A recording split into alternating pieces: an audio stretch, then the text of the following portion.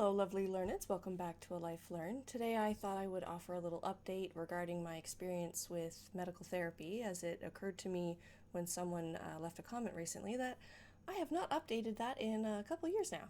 The last video was, I believe, June 2020, so a little behind.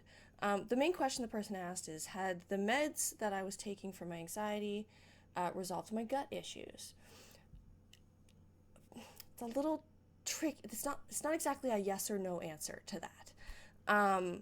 Basically, I would say that my gut issues, on one hand, were an imbalance of microbes and gut flora, which I corrected with the yogurt. You could see that in other videos I made. I'll pop them up here. But then the other gut issues that I have kind of continued to always have moving forward were more anxiety based, where when I'm feeling stressed and under pressure and anxiety is intense, it all comes out in my tummy. I don't think that's ever going to change, unfortunately. But I would say that my medical journey and the medications I took, and as I went about it, they really helped me in being able to access exposure therapy and being able to work on various other therapies, coping mechanisms, and the symptoms I was dealing with. And so in that way, they have played a role in helping improve my overall experience with my gut. Because, yeah, my stomach just goes to absolute crap when I'm stressed and anxious. If you go through the journey, and I'll list them like one after another, there's a video from when did it start? It was May 3rd, 2018. That's when I started my meds. That was a scary frickin' time. And then August 2018, I updated how it was going. It was frankly going pretty decent. And then October of the next year, 2019, I discussed how I decided to switch. One of the things I want to highlight about all these videos is that I made it an absolute stubborn point, like a passion, you could say, to fight my doctors on trying to tell me what I should do for my body. I was asking them for advice the whole time. I was like, what medications will help me with these symptoms? What do you think is best for my body and my situation? And then I listened to them, but then I also did my own research, not too much research because you can scare yourself, learning about some of the horror stories of the meds. Like some meds really don't agree with certain people, right? And so there's some bad stories out there. You don't want to over-research it. And at the same time, you do want to learn what you're taking. You want to learn about the side effects. You want to inform yourself instead of just blindly and trusting and having faith in your doctor when sometimes they don't know. Sometimes they are being fucking swindled, frankly, by the big pharma these days. And so it's just good to have authority in how you do things. So like when my doctor wanted to like ramp me up real fast on anti-anxiety meds, I was like, no, we're going to take it a lot slower than that because that's what I want to do. And then when I wanted to switch to a different medication, they fought me tooth and nail for a while there because they were just like, you don't know what you're talking about, just take two. And I was just like, no, that's not what works for me, so we're going to find something that works for me. You aren't just the one who knows everything here. I'm part of this health team. And so I just want to highlight that. I still encourage you guys, always be an active member of your healthcare team. And at the same time, I totally get watching videos like this and being like, how did it go for you? What can maybe I do differently? So when I switched to the medication that was more focused on depression, I did find it very effective. It helped a lot, as I mentioned in my last video on June 20th. But one thing I didn't mention is that when I'm in absolute panic and like nothing's working, it basically seems like I will still take clonazepam as a like last resort to try and get my symptoms under control. I don't like it because it's addictive. I don't like regularly taking it because of my concern about addiction. And so it's not something I regularly lean on. But at the same time, it is foolproof, it seems, that if I'm in a meltdown, cannot control myself, I am vomiting, I am just a mess of anxiety and sweat and hydrosis and all the symptoms you can possibly imagine a person having from anxiety.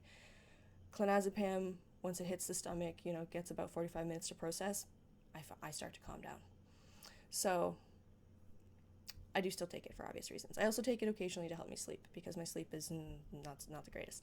But I'm very cautious about how often I take it because I don't want to get used to it, get addicted to it, and build a tolerance to it. And I feel like that was one thing I also didn't really discuss in my last videos is when they first put me on anxiety meds, it seemed like I quickly built a tolerance, and so it helped with my hydrosis at first, where I sweat too much, but then it didn't help as much for after a while. And I thought that was a little sus when I was going back through my videos. And I think I noticed that about the other meds that they put me on too, that I would basically build a tolerance and it would help. I wouldn't go back to how I was before the meds, but I would build these tolerances that made them less effective, and I found that very frustrating. And in the end, even though I did find the medication that I was using for my depression rather effective and helpful, I didn't want to be on them like chronically for the rest of time. I understand that some people feel like they need these things to help get them through the day and to manage their symptoms. But I just wanted to get into a place where I was managing my symptoms without a pill every single day. And the ultimate thing that really made me choose to stop was the side effects. Because with the one in particular that I was taking when I wouldn't take it, and it wasn't intentional, I'd forget sometimes, busy life and such, and it would ruin my next day because I would get debilitating vertigo. Like, I would be so dizzy. I wanted to die. It was awful. Like, it was like, if you've ever got the spins from drinking too much, it was basically that, but without the alcohol or the fun part before, you know what I mean? So that just increasingly became so handicapping because I would forget the med occasionally here and there, and then everything that was supposed to happen the next day would be ruined. Like, I actually missed an exam once and had to rewrite it because I forgot the med, and then I took the med, and then I got the vertigo, and then I just still had to go in anyways. And then I went in, and I was so sick. Like, when you get vertigo, you find the orientation of your head that will spin the least, and then you just do not move from that orientation. So, like, I walk in like this, and then I don't make eye contact because I can't, and they're like, "Are you okay?" And I'm like, "Nope, but give me the fucking test because I gotta write it. I gotta get some kind of mark, better than 0. Then they come into the test center and they're like, we're gonna call your teacher and like get you permission to write this later. You're not okay." And it's just like, "No, I'm not, but I need to write the test." I was not thinking clearly, and I was afraid that the teacher wouldn't be okay with like a day of request to reschedule. I wasn't being reasonable because when you're in that state, you're not really in the state to be reasonable. But anyways, so that debilitation was just like, after having that happen several times, I was like, okay, we're done. This has been helpful in its time, but now it feels like a ball and chain, and I don't want this anymore. So then I started trying to get off of it, but the vertigo was it was awful. It was atrocious. And the only medications that would help with the vertigo were not covered by assistance whatsoever, and they were hundreds of dollars. So I was just screwed. I just had vertigo like basically every day for like 6 weeks. It sucked so much. And specifically because I couldn't afford a med to help with those symptoms, it just made it so much harder. Thank God I was doing it over the summer, but like when I wasn't busy with school. But yeah, like if vertigo is a symptom of a med that you're taking, just be careful. And maybe like I'm going to share a doc in the description below that's really changed my understanding of long-term medical therapy. But one of the things that I learned in this doc is that you can titrate a lot slower than, say, just taking smaller pills. Like, because when you're titrating, they'll give you like, say you're on 20 milligrams, so they'll give you 5 milligrams, and they'll say, we'll start with taking 4 of them, or 8 of them to get up to 80 or 40. I can brain sometimes. And then they'll take like 1 pill away at a time as a way of titrating you. Sometimes that's still too much. And so in this doc, these people are like, literally they have scales that are like, they're like 3 decibels past the 0, and they're measuring every little microgram, and like going up by a microgram a week or a month per se, like they're working with their body and seeing what works for them, and they're trying to go down, and if they get terrible symptoms, then they just don't, and they stick back to their previous amount. But the point is, I'm more saying that you can titrate more minutely if you have a scale and if you have the ability to track that. It's a lot of work, but it might be worth it to avoid the symptoms. But more than anything, I think that doc is worth watching just because the one thing that it really presented to me is how much Big Pharma is trying to make us sick by encouraging us to stay on these medications long term. And that is not my way of saying that they're bad, that they're not helpful, that you shouldn't do them. Because as you will see if you watch the whole series, I have found anti-anxiety meds revolutionarily helpful. I have found antidepressant meds like game changers for helping me get out there and start exposing myself to the world more, start doing things that I want to do, start feeling accomplished in life. My life is in a completely different state right now than when I started meds. Like, I still struggle a lot with anxiety. I still have panic attacks, but I know how to manage them now. I have like a whole system, and now I can go out. I not only can I go out into public and be okay, I go to concerts sometimes now. Like, I can go see music performers that I absolutely fucking love, but I couldn't have ever imagined being in their crowd back in the day because of just how much I would start freaking out after even 30 minutes of being around people. In that sense, like, I still kind of get hydrosis when things get like really amped up and really stressed, or I'm under a lot of pressure. But I would say, like, I was sweating all day, every day when I started my meds, and now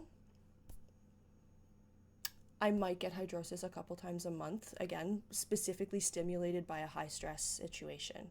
Like, I don't just sweat all the time anymore. I don't just get sick all the time anymore. The biggest thing I'm still struggling with is that my sleep's not great, but I have been noticing it improving. And on that note, I really want to encourage anyone who hasn't considered it yet, if you're on medical therapy, I really do think you would benefit from therapy as well, like talk therapy, psychotherapy, some kind of DBT, CBT. I'm currently doing parts work, but I've done various other CBTs, and I think that's been really integral in me being able to get off my meds, and have like coping mechanisms and skills, and also not find myself back where I was. Because a lot of, at least for my depression, I found that a lot of my depression was stemming from stories that I tell myself that really drag me down. And it's not that they were like necessarily untrue, but they weren't helpful. It was like I was just focusing on what was wrong, which is really hard not to do when you're freaking struggling with poverty constantly. But because I was in such a dark headspace and was preoccupied with what was wrong all the time, I was struggling with my mental health and depression, of course, because that's what the human brain does. It was totally natural for me to be so depressed when that's where my head was. And that's all I really had to think about and look forward to and experience. Now, both because I've had incredible support systems, amazing friends, and access to medical therapy, I'm in this space where I am a regular contributor to my community. I do so much for people on a regular basis, and it doesn't wreck me to do it. And I also have a management system where I can be like, nope, really want to do that, but that's too much. I know my limits. But those limits are also changing. I'm slowly growing them still, right? It's always a process. It's always a journey. But I am just light years, absolutely light years from the first video I made in May 2018, where I was afraid of meds. I still, again, after seeing that documentary I've linked below, I'm now of the mind that I don't think they're helpful, taken for years and years and years. I think that that's just Big Pharma trying to get money from us and hurting us. I do think they're incredibly helpful in the short periods, 6 months, a year, maybe a couple years, to help people develop skills, to help people learn new stories about building things in life that bring them joy, because being well is not something that just comes to you. You do have to work at it. You have to, maybe not have a gratitude journal, but remember to have gratitude for things that you enjoy in life. And if you don't have things that you can think of that like come up for you when I say that, then the task is, what do I enjoy and how can I get that in my life more? What can I personally do in these little micro steps and these little movements and actions and decisions to bring things into my life that make me feel full, that make me feel alive, that help me feel joy, endorphins, dopamine, those good chemicals, instead of just constant cortisol and stress. But we don't have a world that really encourages or promotes that. If anything, it's constantly just trying to shove us down into a hole and make us spend more money to feel less sad for 2 seconds. So this isn't easy. I'm not saying that snap your fingers, everything's better. I'm also not saying that meds are bad, but I am saying that I think that they encourage us to take them too long. That they are an incredibly helpful tool to get into a better space, but they are not something that we should have all the time.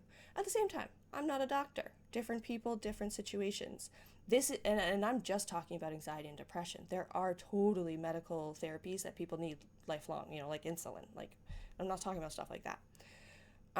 But when it comes to anxiety and depression, our society encourages and promotes and pushes things on us that make our anxiety and depression worse. But we can take control. We can gain coping mechanisms. We can build communities and groups of people around us and habits, and start taking actions in our life to make changes in little ways that over time, with the help of medical therapy, can bring us to a place where, the depression's not gone and the anxiety's not gone, but it's manageable, and I don't need a medication all the time to help me keep in that stable state, the window of tolerance, so to speak.